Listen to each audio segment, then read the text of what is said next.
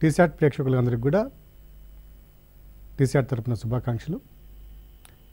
ఈ సెషన్లో మనము గ్రూప్ 1 ప్రిలిమ్స్ మెయిన్స్ సంబంధించిన అంశంలో భాగంగా తెలంగాణ జియోగ్రఫీ నుంచి అవస్థాపన సౌకర్యాల్లో ప్రధానమైనటువంటి రోడ్డు మార్గాలు మరియు రైలు మార్గాల యొక్క వాటి యొక్క వివిధ దశలు, వాటి యొక్క పొడవు, వాటి యొక్క పరిధి, అలాగే ప్రభుత్వం నూతనంగా తీసుకొస్తున్నటువంటి కార్యక్రమాలు, అలాగే రోడ్డు విస్తరణ కోసం చేసినటువంటి అంటే రోడ్ల యొక్క అభివృద్ధి కోసం చేసుకున్నటువంటి కార్యక్రమాలు, అలాగే రైల్వే నెట్వర్క్లో ఈ మధ్యకాలంలో ప్రారంభమైనటువంటి Hyderabad metro rail project stage 1, stage 2, దీని ముందు ఉన్నటువంటి ఎంఎంటీఎస్.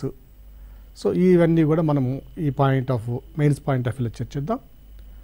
ఇక్కడ ప్రధానంగా అభ్యర్థులు గుర్తుంచుకోవాల్సిన అంశం ఏమిటంటే మెట్రో రైల్ ప్రాజెక్ట్ అనేది చాలా అభివృద్ధి చెందినటువంటి దశలో నిర్మితమైనటువంటి ప్రాజెక్ట్ ఇది.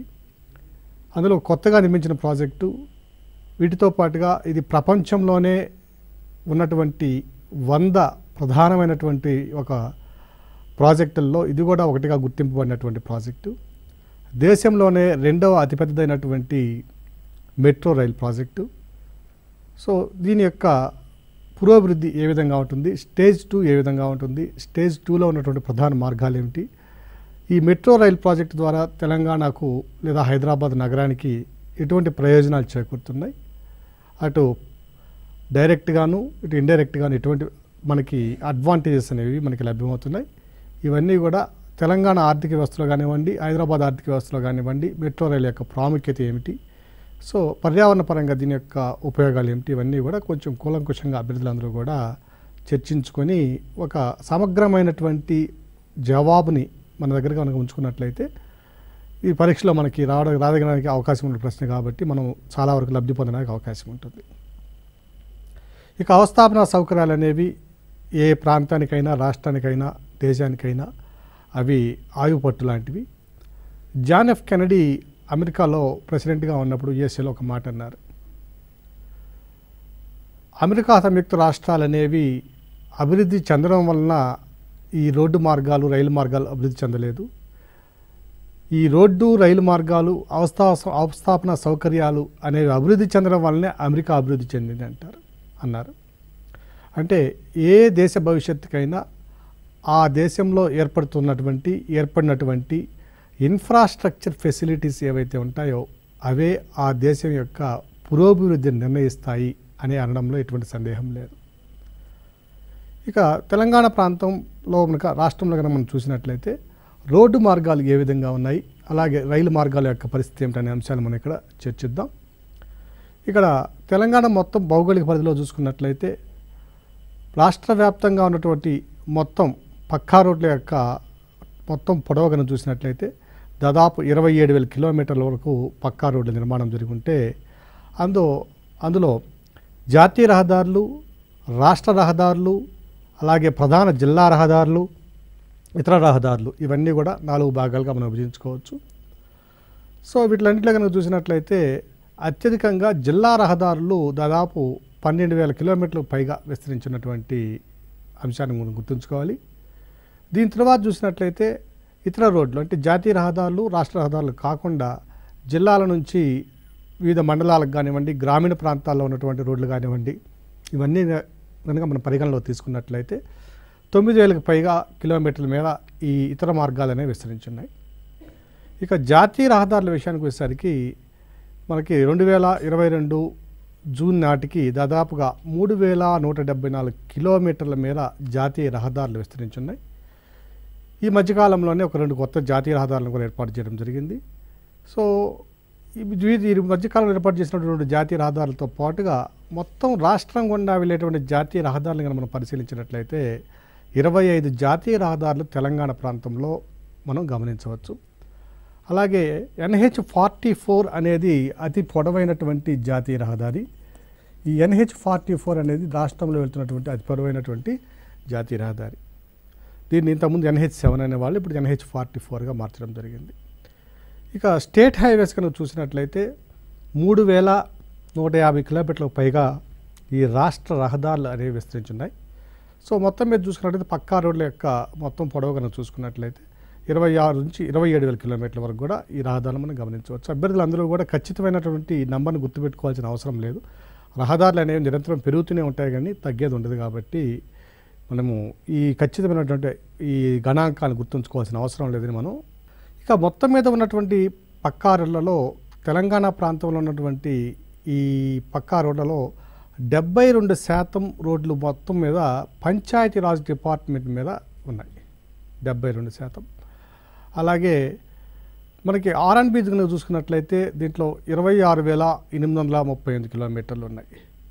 సో ఇంతకుముందు మనం చూసినట్లుగా మొత్తం రోడ్ల పొడవు 26,837 కిలోమీటర్లు అన్నాం. ఇక్కడ కనుక చూసినట్లయితే మొత్తం వచ్చి 70,000 26,000 అంటే 96,000 వరకు పైకి వెళ్ళిపోయింది. సో ఈ తేడా ఏమిటంటే మనం ముందు చెప్పుకున్నాను ఇక్కడ పక్కా రోడ్లు, ఇక్కడ పక్కా రోడ్లతో పాటు కచ్చా రోడ్లు అన్నీ కనుక కలిపినట్లయితే మనకి మొత్తం టోటల్ లెంగ్త్ కనుక చూసినట్లయితే 97,119 కిలోమీటర్ల మేర మొత్తం రోడ్ల యొక్క నిడివిని మనం తెలంగాణ రాష్ట్రంలో గమనించవచ్చు. సో ఈ నిడివిలో 72% ఉన్నటువంటి రోడ్లు ఏమిటంటే పంచాయతీరాజ్ డిపార్ట్మెంట్కి ఉన్నట్లయితే ఒక 26,800 వచ్చి 27,000 కిలోమీటర్ల వరకు R&B పరిధిలో మనం గమనించవచ్చు. ఇక జాతీయ రహదారుల విషయానికి మనం గమనించినట్లయితే ఇంతకుముందు చెప్పుకున్నాం 25 జాతీయ రహదారులు తెలంగాణ గుండా వెళ్తున్నాయని. సో ఈ జాతీయ రహదారుల విషయానికి వచ్చేసరికి దేశవ్యాప్తంగా ఉన్నటువంటి జాతీయ రహదారుల యొక్క సగటు సాంద్రత ఎలా ఉంటుందంటే ప్రతి 100 చదరపు కిలోమీటర్లకి మనకి నేషనల్ లెవెల్లో 2.84 కిలోమీటర్స్ ఉంటుంది. అంటే ప్రతి 100 చదరపు కిలోమీటర్ల పరిధిలో కనుక మనం చూసినట్లయితే ఈ ఉన్నటువంటి రహదారులు ఏవైతే ఉన్నాయో ఈ ప్రతి 100 చదరపు కిలోమీటర్లకి 2.84 కిలోమీటర్ ఉంటే పర్ 100 స్క్వేర్ కిలోమీటర్స్కి ఇది నేషనల్ లెవెల్లో ఉంటే మనకి స్టేట్ లెవెల్లో తెలంగాణ ప్రాంత పరిధిలో ఇది 2.24 కిలోమీటర్లు పర్ 100 స్క్వేర్ కిలోమీటర్స్గా ఉంది. సో జాతీయ స్థాయిలో ఉన్నటువంటి జాతీయ రహదారుల సాంద్రత కంటే తెలంగాణలో ఉన్నటువంటి జాతీయ రహదారుల సాంద్రత కొంతమేర తక్కువగా ఉందని మనం గుర్తుంచుకోవాలి. ఇక రాష్ట్రంలో ఉన్నటువంటి అన్ని జిల్లా కేంద్రాలు కానివ్వండి, అన్ని జిల్లా భౌగోళిక ప్రాంతాలను కనుక మనం పరిశీలించినట్లయితే అన్ని జిల్లాలలో కన్నా హైదరాబాద్ జిల్లా అతి చిన్న జిల్లా అయినప్పటికీ 217 చదరపు కిలోమీటర్ల వైశాల్యం మాత్రమే అయినప్పటికీ ఇక్కడ రోడ్ల సాంద్రత అత్యధికంగా మనం గమనించవచ్చు. దీనికి గల కారణం ఏమిటంటే మనకి తెలంగాణ రాజధాని హైదరాబాద్ ప్రాంతం కాబట్టి హైదరాబాద్ ప్రాంతంలో రోడ్డు సాంద్రత అత్యధికంగా ఉంది. ఈ రోడ్డు సాంద్రత కనుక చూసినట్లయితే ప్రతి 99.5 చదరపు కిలోమీటర్ల పరిధి కనుక మనం చూసుకున్నట్లయితే ఈ చదరపు కిలోమీటర్ల పరిధిలో 100 కిలోమీటర్ల రోడ్డు మార్గాన్ని మనం గమనించవచ్చు. ప్రతి 100 కిలోమీటర్ల రోడ్డు మార్గం ఎంత మేర చదరపు వైశాల్యంలో కలదని మనం కనుక గమనించినట్లయితే దాదాపుగా 99.54 చదరపు కిలోమీటర్ల పరిధిలో మనము ఈ 100 కిలోమీటర్ల రోడ్డు మార్గాన్ని మనం గమనించగలం. ఇక హైదరాబాద్ తర్వాత అత్యధికంగా రోడ్డు సాంద్రత కలిగినటువంటి జిల్లాలను కనుక మనం పరిశీలించినట్లయితే ఇవి ప్రధానంగా రెండో స్థానంలో కరీంనగర్, రెండో స్థానం నల్గొండ, మూడో స్థానంలో కరీంనగర్ గలవు. సో మొట్టమొదటి రోడ్డు సాంద్రత పరంగా జిల్లాలు కనుక మనం చూసినట్లయితే ఒకటి హైదరాబాదు, రెండవది నల్గొండ, మూడవది కరీంనగర్. సో రోడ్డు సాంద్రత పరంగా ఓకేనా ఈ విషయాన్ని తప్పనిసరిగా గుర్తుంచుకోవాలండి. ఇక అత్యంత రోడ్డు సాంద్రత కలిగినటువంటి అత్యంత అల్ప రోడ్డు సాంద్రత కలిగినటువంటి జిల్లా కనుక చూసినట్లయితే ఇది అల్ప సాంద్రత కలిగినటువంటి జిల్లా కనుక చూసినట్లయితే ఇది ఆదిలాబాద్ జిల్లా. ప్రతి 100 చదరపు కిలోమీటర్లకు ఇది 63.95 కిలోమీటర్ల మేర మనకి రోడ్డు సాంద్రత కలిగి ఉంది. ఇక భారతదేశంలో సగటు రోడ్డు సాంద్రత కనుక చూసినట్లయితే ఇది ప్రతి 100 చదరపు కిలోమీటర్లకి దాదాపుగా 131 కిలోమీటర్ల పొడవు కలిగినటువంటి రోడ్డు మార్గాలు ఉన్నాయి. అయితే తెలంగాణలో ఉన్నట్టయితే ఇక్కడ మనం చూసినట్లయితే తెలంగాణలో జాతీయ సగటు కంటే కూడా రోడ్ల సాంద్రత తక్కువగా ఉన్నట్లుగా మనం ఇక్కడ గమనించాలి. సో భారతదేశంలో ఉన్నటువంటి సగటు రోడ్డు సాంద్రత 130 కిలోమీటర్లు పర్ ఎవ్రీ 100 స్క్వేర్ కిలోమీటర్స్ అయితే తెలంగాణలో ఈ రోడ్డు యొక్క సాంద్రత మనకు కొంచెం తక్కువగా ఉన్నట్లు మనం గమనించవచ్చు. ఓకే, ఇక ఈ రహదారుల అభివృద్ధి చేయడానికి ప్రభుత్వం తీసుకున్నటువంటి కార్యక్రమం, తెలంగాణ రాష్ట్రం ఏర్పడిన తర్వాత ఎటువంటి కార్యక్రమాన్ని మనం పరిగణలో తీసుకున్నామంటే ట్రాక్, తెలంగాణ రహదారుల అభివృద్ధి కార్యక్రమం. తెలంగాణ రహదారుల అభివృద్ధి కార్యక్రమం, ట్రాక్ అనే కార్యక్రమాన్ని మనం ప్రభుత్వం అవలంబిస్తుంది. ఈ ట్రాక్ ద్వారా ఉన్నటువంటి ఈ మొత్తం ఈ కచ్చా రోడ్డు కాకుండా పక్కా రోడ్లు ఏవైతే ఉన్నాయో ఆ పక్కా రోడ్లలో మొత్తం యొక్క పొడవుని 42,000 కిలోమీటర్లకి పెంచాలనే ప్రధాన లక్ష్యంగా ఈ కార్యక్రమం ప్రారంభించబడింది. సో 42,000 కిలోమీటర్ల పరిధికి పెంచాలి. ఇప్పుడు ఉన్నటువంటి పక్కా రోడ్ల యొక్క పరిమాణంగా చూసినట్లయితే మనకి 26,837 కిలోమీటర్లు ఉంటే ఈ పక్కా రోడ్ల యొక్క మన పొడవుని ఎంత తీసుకెళ్లాలంటే 42,000 కిలోమీటర్లు పెంచడం ప్రధాన లక్ష్యంగా తీసుకురాబడిన కార్యక్రమం ఇది తెలంగాణ రహదారుల అభివృద్ధి కార్యక్రమం. సో 5 సంవత్సరాల్లో దీన్ని తెలంగాణ ఏర్పడిన తర్వాత పూర్తి చేయాలని భావించినప్పటికీ ఈ స్థాయిలో అనుకున్నంత స్థాయిలో ఈ కార్యక్రమం పూర్తి కాలేదని చెప్పుకోవాలి. సో ఈ మొత్తం కార్యక్రమానికి అవసరమైనటువంటి ఎస్టిమేషన్ వేయబడినటువంటి ఖర్చును కనుక మనం పరిశీలించినట్లయితే దాదాపు 24,000 కోట్ల రూపాయలతో 26,000 నుంచి 42,000 కిలోమీటర్ల రోడ్లు పెంచడానికి ఖర్చు అవుతున్నట్లుగా మనం గమనించాలి. ఇక ఈ బాధ్యతని ఎవరి మీద పెట్టారంటే ప్రభుత్వం ఆ నిధుల సమీకరణ, నిధుల సేకరణ అనే అంశాన్ని విజయ బ్యాంక్ని నోడల్ బ్యాంక్గా తీసుకొని ఆ బ్యాంకు ద్వారా నిధులు సమకూర్చే విధంగా, ఆ బ్యాంకు ఇతర బ్యాంకుల ద్వారా కానివ్వండి, మరే ఇతర మార్గాల ద్వారా అయినా కానివ్వండి నిధులు సమకూర్చే విధంగా ఈ కన్సార్టియం రెస్పాన్సిబిలిటీస్ అన్నీ కూడా విజయ బ్యాంకు అప్పగించడం జరిగింది. ఇక మరొక అంశాన్ని కనుక మనం చూసినట్లయితే దేశంలోనే ఒక అద్భుతమైనటువంటి నిర్మాణము ఇది outer ring road. So outer ring road కనుక చూసినట్లయితే దీన్నే నెహ్రూ ఔటర్ రింగ్ రోడ్డు అనుకుంటారు. దీని యొక్క మొత్తం పొడవు కనుక చూసినట్లయితే 158 కిలోమీటర్లు మొత్తం నెహ్రూ ఔటర్ రింగ్ రోడ్డు యొక్క పరిధి. దీన్ని 8 లైన్ల రోడ్డుగా నిర్మించడం జరిగింది.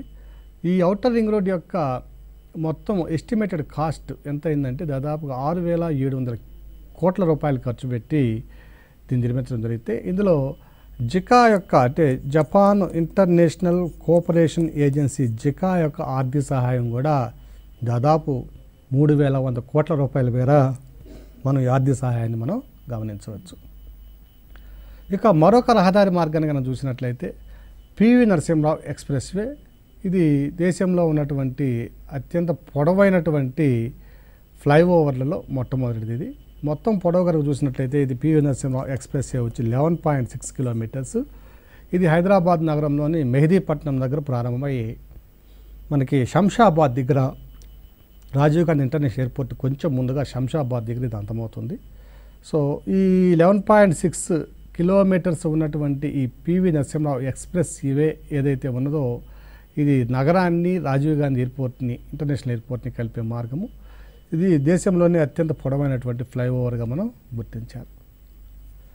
ఇక రైల్వే నెట్వర్క్ కనుక చూసినట్లయితే భారతదేశంలో ఉన్నటువంటి రైల్వే నెట్వర్క్ మొత్తం పొడవు కనుక మనం పరిశీలించినట్లయితే దాదాపుగా 66,687 కిలోమీటర్ల మేర భారతదేశంలో ఉన్నటువంటి రైల్వే నెట్వర్క్ విస్తరించి ఉంది. ఇక భారతదేశంలో ఉన్నటువంటి రైల్వే నెట్వర్క్ని కనుక మనం చూసినట్లయితే ప్రపంచవ్యాప్తంగా ఉన్నటువంటి అతిపెద్ద రైల్వే నెట్వర్క్లో 4వ స్థానంలో ఉన్నటువంటి పరిస్థితి భారతదేశానికి.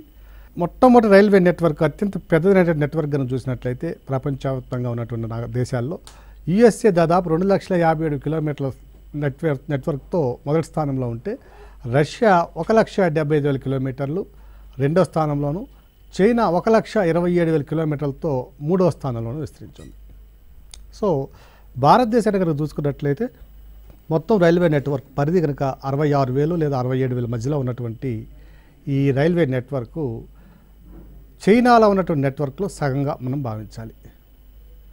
ఇక మొత్తం భారతదేశంలో ఉన్నటువంటి 66,687 కిలోమీటర్ల రైల్వే నెట్వర్క్ ఏదైతే ఉన్నదో అందులో తెలంగాణలో ఉన్నటువంటి నెట్వర్క్ పొడవు కనుక మనం పరిశీలించినట్లయితే మొత్తం 1,736 కిలోమీటర్ల నెట్వర్క్ పరిధిని మన తెలంగాణ రాష్ట్రం కలిగి ఉంది. ఈ తెలంగాణ రాష్ట్రంలో ఉన్నటువంటి ఈ నెట్వర్క్లో కనుక అంటే రైల్వే మార్గాల్లో కనుక మనం పరిశీలించినట్లయితే ఒక జోన్ కూడా మనం గమనించవచ్చు. అది సౌత్ సెంట్రల్ రైల్వే జోను. ఈ సౌత్ సెంట్రల్ రైల్వే జోన్ అనేది సికింద్రాబాద్ ప్రధాన కేంద్రంగా ఉన్నటువంటి రైల్వే వ్యవస్థ.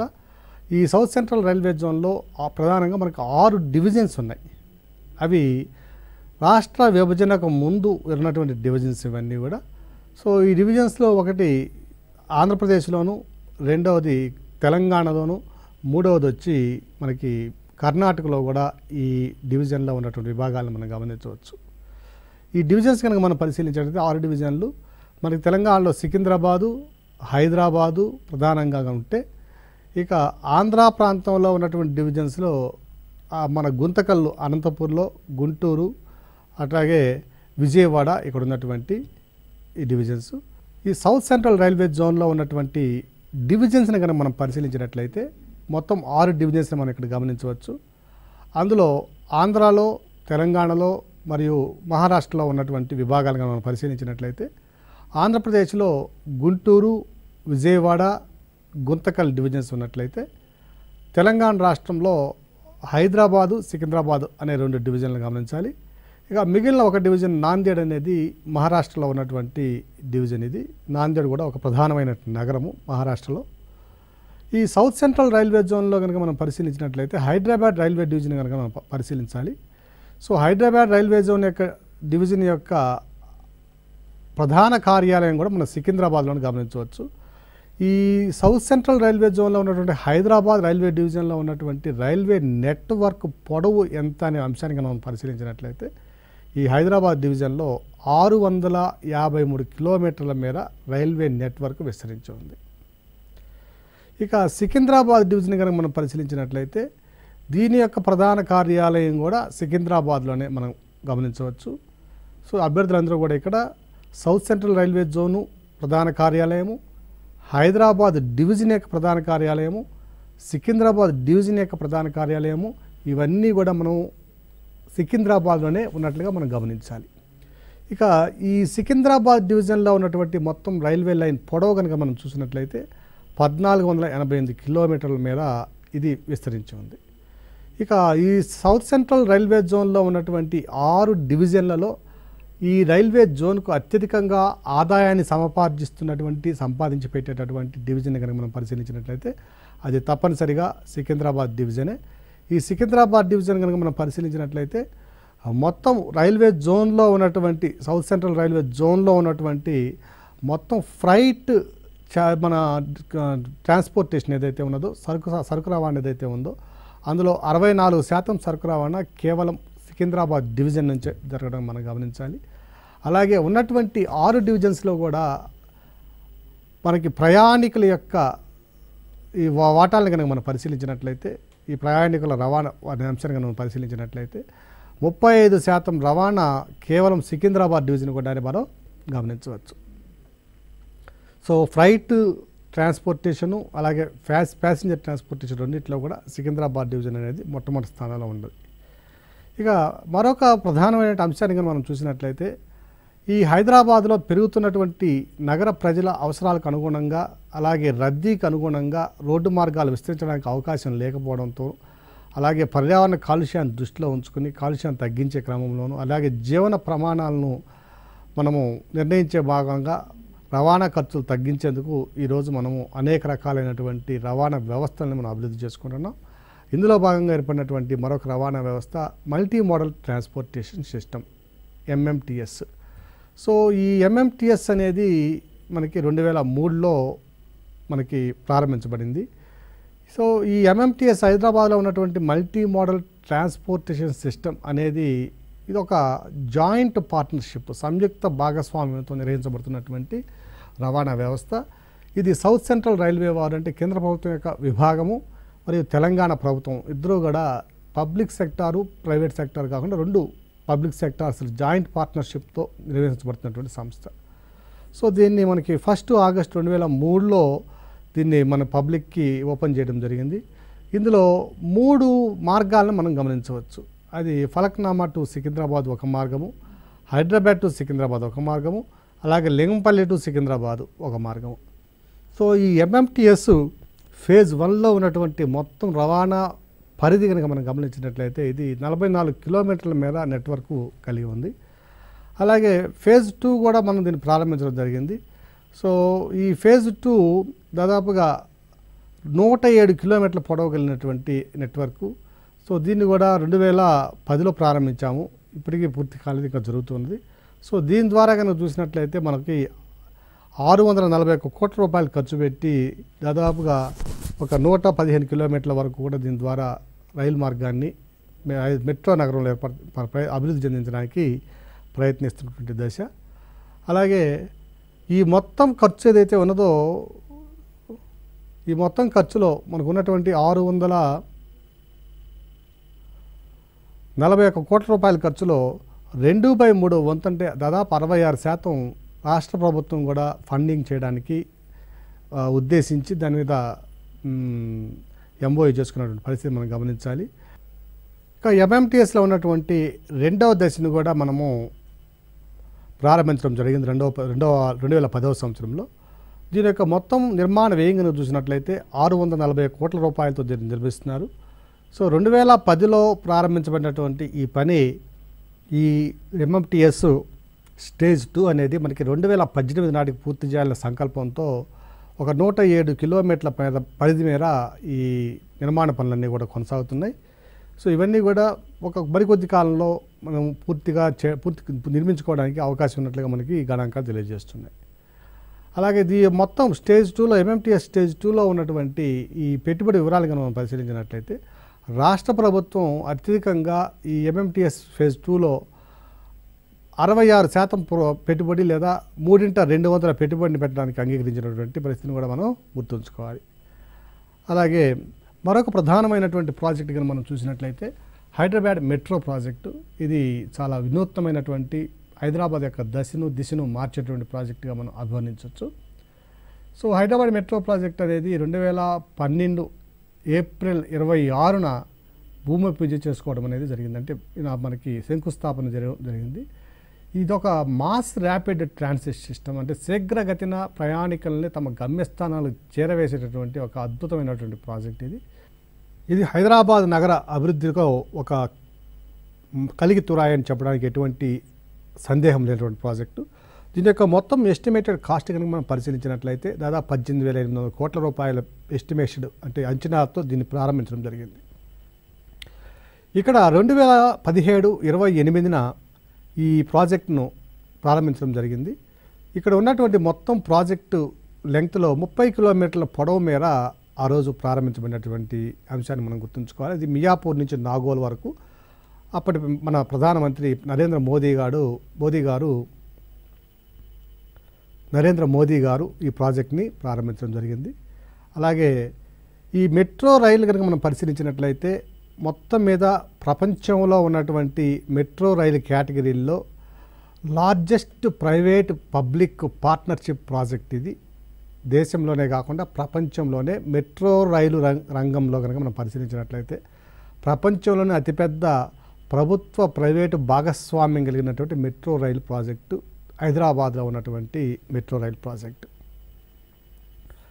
ఇక ఈ మెట్రో రైలు కారిడార్లో కనుక మనం పరిశీలించినట్లయితే ఇక్కడ 3 లైన్లుగా విభజించడం జరిగింది. ఈ 3 లైన్లకు కూడా 3 కలర్స్ ఇచ్చి నేమ్స్ పెట్టడం జరిగింది. Red line, blue line, green line, ఈ విధంగా 3 కలర్స్ ఇస్తే అందులో రెడ్ లైన్ అనేది దాదాపుగా అత్యంత పొడవైనటువంటి ప్రాజెక్ట్ ఇది రైల్వే లైను. ఇది వచ్చి 29.2 కిలోమీటర్ల మేర విస్తరించినటువంటి లైను మియాపూర్ నుంచి ఎల్బీ నగర్కి నిర్మాణం జరిగినటువంటి లైన్. మియాపూర్ని ఎల్బీ నగర్తో కలిపేటటువంటి రెడ్ లైన్ ఇది. ఇక గ్రీన్ లైన్ కనుక చూసినట్లయితే ఇది మొత్తం దీని యొక్క పొడవు 15 కిలోమీటర్లు. ఇది జేబీఎస్ దగ్గర ఉన్నటువంటి ప్రెడర్ గ్రౌండ్ నుంచి ఎంజీబీఎస్ వరకు నిర్మించబడినటువంటి మార్గము. సో జేబీఎస్ని ఎంజీబీఎస్ని జవహర్ బస్ స్టేషన్ని మహాత్మా గాంధీ బస్ స్టేషన్ రెండింటిని కూడా కలిపేటటువంటి మార్గము గ్రీన్ లైను. ఇక బ్లూ లైన్ కనుక చూసినట్లయితే ఇది హైటెక్ సిటీ నుంచి నాగోల్కి నిర్మించబడినటువంటి మార్గము. ఇది ఒక 27 కిలోమీటర్ల మేర దీని నిర్మాణం జరిగింది. సో ఈ red line, green line, blue line మూడింటిని కనుక కలిపినట్లయితే సుమారుగా మనకి మెట్రో రైలు కారిడార్ ప్రాజెక్ట్లో ఉన్నటువంటి స్టేజ్ 1లో ఉన్నటువంటి మార్గాల మొత్తం పొడవు వచ్చి 71.2 కిలోమీటర్లు. సో ఇక్కడ మనం ఒక పరిస్థితి కనుక గమనించినట్లయితే కరోనాకి జస్ట్ బిఫోర్ అంటే 2019 జనవరి ఫిబ్రవరి ఆ నెలలో కనుక మనం పరిశీలించినట్లయితే సుమారుగా ప్రతిరోజుకి 4 లక్షలకు పైగా జనాభా ఇక్కడ ప్రయాణిస్తున్న పరిస్థితి మనం గమనించవచ్చు.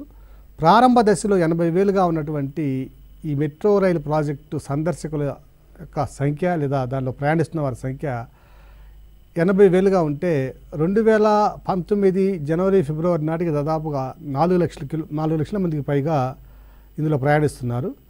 సో కరోనా సందర్భంలో ఇక్కడ దాదాపుగా ఈ ప్రజల యొక్క సంఖ్య క్రమంగా తగ్గిపోవడం జరిగింది. మరలా కరోనా సమయం అనంతరం అంటే 2022 లేదా 2021 నవంబర్ డిసెంబర్ నుంచి క్రమేపీ ఈ జనాల సంఖ్య ప్రయాణించే వారి సంఖ్య క్రమేపీ పెరుగుతూ దాదాపుగా 5 లక్షల మార్కును కూడా దాటినటువంటి పరిస్థితిని మనం ఇక్కడ గమనించవచ్చు. ఇక సెకండ్ లాంగెస్ట్ ఆపరేషనల్ నెట్వర్క్గా ఇది కూడా భారతదేశంలో గుర్తించబడింది. ఢిల్లీ మెట్రో తర్వాత ఇది ఢిల్లీ మెట్రో వచ్చి 250 కిలోమీటర్ల వరకు వస్తే ఇది మొదటి స్టేజ్ 1లో ఇది 71 కిలోమీటర్లు. రెండవ స్టేజ్లో కూడా మనం చూడబోతున్నాం ఇప్పుడు. సో ఢిల్లీ తర్వాత ఇప్పుడు ఉన్నటువంటి మెట్రో రైలు మార్గాల్లో ఢిల్లీ తర్వాత రెండవ స్థానంలో ఉన్నటువంటి అతిపెద్ద మెట్రో రైలు వ్యవస్థ ఇది. అలాగే దీనికి వచ్చినటువంటి అవార్డులు కూడా మనం పరిశీలించినట్లయితే ఇది ప్రపంచవ్యాప్తంగా ఉన్నటువంటి 100 ప్రధానమైనటువంటి అవస్థాపన సౌకర్యాల ప్రాజెక్టులలో కూడా ఇది కూడా స్థానాన్ని సంపాదించుకోవడం జరిగింది. సో ఈ గ్లోబల్ ఇన్ఫ్రాస్ట్రక్చర్ లీడర్షిప్ ఫోరం అనే ఒక సంస్థ నిర్వహించినటువంటి ఈ సర్వేలో ఇది న్యూయార్క్లో నిర్వహించిన సర్వేలో 2013లో అత్యుత్తమ హెచ్ఆర్ అంటే మానవ వనరుల ఉపయోగానికి ఉపయోగపడేటటువంటి ప్రాజెక్టుగా కూడా దీన్ని మనం గుర్తించడం జరిగింది. అలాగే 2015లో SAP-ACE అనే ఒక అవార్డు కూడా దీనికి రావడం జరిగింది. ఇది కూడా ఒక మానవ వనరులకు సంబంధించినటువంటి ఒక కీలకమైనటువంటి వనరులకు అవార్డు. మానవ వనరుల వినియోగము అనేది ఏ విధంగా ఉంటుంది, ఆ మేనేజ్మెంట్ ఏ విధంగా మనం చేస్తున్నాము అనే విషయంలో దీనికి ఈ 2015లో ఈ అవార్డు రావడం జరిగింది. సో SAP-ACE అనే అవార్డు. ఇక 2018లో 2 ఈ మెట్రో రైలు యొక్క కారిడార్లో ఉన్నటువంటి 2 స్టేషన్స్ కూడా గ్రీన్ బిల్డింగ్ కౌన్సిల్ యొక్క నిర్వహణలో సర్వేలో అత్యుత్తమ ప్రతిభ అత్యుత్తమ పరిశుభ్రత పాటించినటువంటి స్టేషన్లుగా కూడా గుర్తించి వీటికి కూడా మనకి ప్లాటినం అవార్డు ఇవ్వడం అనేది జరిగింది.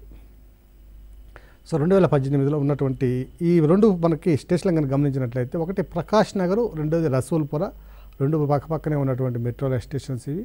సో ఈ 2 కూడా అత్యుత్తమ గ్రీన్ బిల్డింగ్ కౌన్సిల్ ద్వారా అంటే పరిశుభ్రతను పాటించడంలో ప్రధానమైనటువంటి చాలా తీవ్రమైన అంటే తీవ్రమైనటువంటి చర్యలు తీసుకున్నవి అనే విధంగా దీనికి అవార్డు రావడం జరిగింది. అలాగే 2018లో కూడా మనం చూసినట్లయితే ఇది 2018లో కనుక మనం పరిశీలించినట్లయితే హైదరాబాద్ మెట్రో రైల్ ప్రాజెక్ట్ అనేది ఒక అర్బన్ మాస్ ట్రాన్సిట్ ప్రాజెక్ట్గా గవర్నమెంట్ ఆఫ్ ఇండియా కూడా దీన్ని గుర్తించి దీని యొక్క ప్రతిభని దీని యొక్క విలువను గుర్తించడం జరిగింది. ఇక ఫేజ్ 2ని కనుక మనం పరిశీలించినట్లయితే ఈ ఫేజ్ 2కి 2012లో 6th జూన్న ఈ నిర్మాణానికి అవసరమైనటువంటి శంకుస్థాపన లేదా భూమి పూజ నిర్వహించారు. ఇది యొక్క మొత్తం ఖర్చు కనుక చూసినట్లయితే ఎస్టిమేటెడ్ కాస్ట్ కనుక చూసినట్లయితే 5,000 కోట్ల రూపాయలు. సో ఇది దీంట్లో ప్రధానమైన ఉద్దేశాన్ని మనం పరిశీలించినట్లయితే ఎయిర్పోర్ట్కి హైదరాబాద్ నగరం నుంచి ప్రధానంగా ఈ మెట్రో రైలు నడపాలి అనే ఉద్దేశం దీంట్లో ప్రధానంగా కనిపిస్తుంది. అలాగే ఈ మెట్రో రైల్లో ఉన్నటువంటి స్టేజ్ 1కి కానివ్వండి స్టేజ్ 2కి కానివ్వండి ఒక మస్కట్ని కూడా ఎన్నుకోవడం జరిగింది. అంటే ఒక ప్రధానమైన సింబల్ని కూడా తీసుకోవడం జరిగింది. ఈ సింబల్ కనుక మన పేరుని చూసినట్లయితే నిజ్ అనే సింబల్ పెట్టారు. సో నిజ్ అనేది దేని తెలియజేస్తుందంటే మన స్వాతంత్రానికి ముందు ఉన్నటువంటి నిజాంల యొక్క వారిని గౌరవించే ఉద్దేశంతో నిజ్ అనే పేరుని మనం ఇక్కడ తీసుకోవడం జరిగింది. ఇక దీని యొక్క మరొక అంశాన్ని కనుక మనం పరిశీలించినట్టయితే ఈ స్టేజ్ 2 ప్రాజెక్టు అనేది కంప్లీట్గా పూర్తి స్థాయిలో రాష్ట్ర ప్రభుత్వం నిర్వహిస్తున్నటువంటి లేదా నిర్మిస్తున్నటువంటి ప్రాజెక్టు. మొదటి దశ కనుక చూసినట్లయితే ఇది పబ్లిక్ ప్రైవేట్ పార్ట్నర్షిప్. అక్కడ మనకి L&T సంస్థతో అలాగే సౌత్ సెంట్రల్ రైల్వే సంస్థ అలాగే రాష్ట్ర ప్రభుత్వం 3 కూడా ఇన్వాల్వ్ అయినటువంటి అంశాన్ని మనం గమనించాలి. ఇక స్టేజ్ 2 కనుక చూసినట్లయితే హైదరాబాద్ మెట్రో ప్రాజెక్టు అది కంప్లీట్గా రాష్ట్ర ప్రభుత్వమే ఓన్ చేసుకొని సోల్గా నిర్మిస్తున్నటువంటి ఒక ప్రాజెక్ట్ ఇది స్టేజ్ 2 అనేది. ఇక ఈ రెండవ దశలో ఉన్నటువంటి ప్రాజెక్టులో మనం కనుక మొత్తం పొడవు కనుక చూసినట్లయితే 85 కిలోమీటర్ల మేర ఇది నిర్మాణం జరుగుతుంది. ఇందులో మరొక అంశం ఏంటంటే శంషాబాద్ ఎయిర్పోర్ట్ని హైదరాబాద్ని కలిపేది కూడా ఇందులో అంతర్భాగంగా మనం గమనించాలి. ఇక్కడ 6 ప్రపోజల్ రూట్స్ ఉన్నాయి. ఈ 6 ప్రపోజల్ రూట్స్లో స్టేజ్ 2లో ఒక 3 రూట్స్ ఆల్రెడీ ఎగ్జిస్టింగ్ ఉన్నటువంటి రూట్స్ని వాటిని యొక్క ఎక్స్టెన్షన్, వాటి యొక్క కొనసాగింపు లేదా వాటి యొక్క పరిధిని పెంచడం అనేది ఇక్కడ ప్రధానంగా మనం గమనించాలి. ఇక లైన్ 1 కనుక చూసినట్టయితే రెడ్ లైన్ ఇది మియాపూరు BHEL పటాన్ చెరువు వరకు కూడా దీన్ని మియాపూర్ నుంచి పటాన్ చెరువు వరకు కూడా దీన్ని ఎక్స్టెండ్ చేయాలి అనే ఒక లక్ష్యంతో ఉంటే ఇందులో మొత్తం పొడవు వచ్చి 15 కిలోమీటర్ల మేర దీన్ని మనం గుర్తించవచ్చు. అలాగే మరొక లైన్ 1లోని ఎక్స్టెన్షన్ కనుక చూసినట్లయితే ఇది రెడ్, ఇది ఎల్బీ నగర్ నుంచి హయత్ నగర్ వరకు కూడా ఒక 7 కిలోమీటర్ల మేర సెకండ్ స్టేజ్లో దీని యొక్క కొనసాగింపును లేదా దీని యొక్క కంటిన్యూటీని కొనసాగించాలని నిర్ణయించారు. ఇక లైన్ 2 కనుక తీసుకున్నట్లయితే ఇందులో ఎక్స్టెన్షన్ కనుక చూసినట్లయితే ఇది గ్రీన్ లైన్, ఇది మన JBS బస్ స్టాండ్ నుంచి ఆల్వాల్ వరకు 8 కిలోమీటర్ల మేర ఈ స్టేజ్ 2లో ఉన్నటువంటి ఈ మెట్రో రైల్ ప్రాజెక్ట్ని ఎక్స్టెండ్ చేయాలి అని ఒక నిర్ణయం తీసుకోవడం జరిగింది. ఇక లైన్ 4 కనుక చూసినట్లయితే ఇది కొత్త లైన్, ఇది రాయదుర్గం నుంచి శంషాబాద్ వరకు గచ్చిబౌలి మీదుగా ఎయిర్పోర్ట్ వరకు 40 కిలోమీటర్ల మేర ఈ యొక్క నిర్మాణ మార్గాన్ని కొనసాగిస్తున్నారు. లైన్ 5 కనుక చూసినట్లయితే ఇది కూడా కొత్త మియాపూర్ నుంచి టోలీ చౌక్ వరకు అలాగే లకడీ కపూల్ వరకు 20 కిలోమీటర్ల మేర ఈ యొక్క నిర్మాణాన్ని చేయాలని ప్రతిపాదించడం జరిగింది. ఇక 6వ లైన్ కనుక చూసినట్లయితే తార్నాక నుంచి ECIL వరకు ఉన్నటువంటి 7 కిలోమీటర్ల మేర ఈ మెట్రో ప్రాజెక్ట్ని ఇక్కడ కూడా విస్తరిస్తూ మన రాష్ట్రంలో ఉన్నటువంటి ఈ అవస్థాపన సౌకర్యాలను పెంపొందించుకునే విధంగా కూడా మనం ఇక్కడ ప్రతిపాదనలు ఉన్నాయని అంశాన్ని మనం ఇక్కడ గమనించాలి. ఈ మెట్రో రైల్ ప్రాజెక్టు ద్వారా ఉన్నటువంటి మనకి అద్భుతాలు లేదా ఉపయోగాలు అనే అంశాన్ని మనం పరిశీలించినట్లయితే మనం ముందే చెప్పుకున్నట్టుగా అవస్థాపన సౌకర్యాలు అభివృద్ధి చెందిన దగ్గర ఆటోమేటిక్గా తప్పనిసరిగా మనకి ఆర్థిక కార్యకలాపాలు, సేవారంగ కార్యకలాపాలు ప్రధానంగా అభివృద్ధి చెందుతాయి. తద్వారా ఆయా పట్టణ ప్రాంతాల్లో నివసిస్తున్నటువంటి ప్రజలకు కొంచెం సౌకర్యవంతమైనటువంటి విలాసవంతమైనటువంటి జీవనం గడపడానికి అవకాశం ఉంటుంది. మరొక ప్రధాన ప్రయోజనాన్ని కనుక మనం పరిశీలించినట్లయితే ఇప్పటికే హైదరాబాద్ నగరం సాఫ్ట్వేర్ రంగంలో ముందుకు దూసుకెళ్తున్నటువంటి నగరం. సో ఈ అవస్థాపన సౌకర్యాల ఫలితంగా సాఫ్ట్వేర్ ఉద్యోగులు కానివ్వండి, IT ఆధారిత సేవల కేంద్రాల్లో పనిచేసే ఉద్యోగులు కానివ్వండి, గతంలో అనేక రకాలైనటువంటి ట్రాఫిక్ సమస్యలు ఎదుర్కోవాల్సిన పరిస్థితి ఏర్పడేది. ఇప్పుడు ఆ ట్రాఫిక్ సమస్యలను పూర్తి స్థాయిలో నిర్మూలించడం ద్వారా మనము ఈ అవస్థాపన సౌకర్యాల పెరుగుదలను మనం గమనిస్తున్నాం. అలాగే వీటితో పాటుగా కోకాపేట జిల్లా ఉన్నటువంటి ఫైనాన్షియల్ డిస్ట్రిక్ట్ హెడ్ క్వార్టర్ ఏదైతే ఉందో ఈ ప్రాంతంలో కూడా ఆర్థిక కార్యకలాపాలు పెరగడం, తద్వారా పెట్టుబడులను ఆకర్షించడం కూడా దీని యొక్క ప్రధాన ప్రయోజనంగా మనం గమనించవచ్చు. వీటితో పాటుగా ఈ మెట్రో రైల్ ప్రాజెక్టు ఉన్నటువంటి ఈ కారణంగా దేశంలోనే అత్యధికంగా మనకి రియల్ ఎస్టేట్ రంగానికి అనుకూలంగా ఉన్న నగరం కూడా మన హైదరాబాద్ నగరం గుర్తించడం జరిగింది. సో ఇవన్నీ కూడా వీటితో పాటుగా మరొక ప్రధానమైన అంశము మనకి పర్యావరణ పరంగా కాలుష్య కారకాల ప్రభావం మీద కొంతమేర తగ్గించడానికి అవకాశం ఉన్నట్లుగా మనం ఇక్కడ గమనించవచ్చు. సో పబ్లిక్ ట్రాన్స్పోర్టేషన్ అనేది the utmost important transportation order to reduce the pollution levels in the atmosphere. So అభ్యర్థి అందరూ కూడా ఈ అంశాన్ని గుర్తుంచుకొని మెయిన్స్లో దానికి తగిన విధంగా ఆన్సర్ రాయగలని ఆశిస్తున్నాము. ధన్యవాదాలు.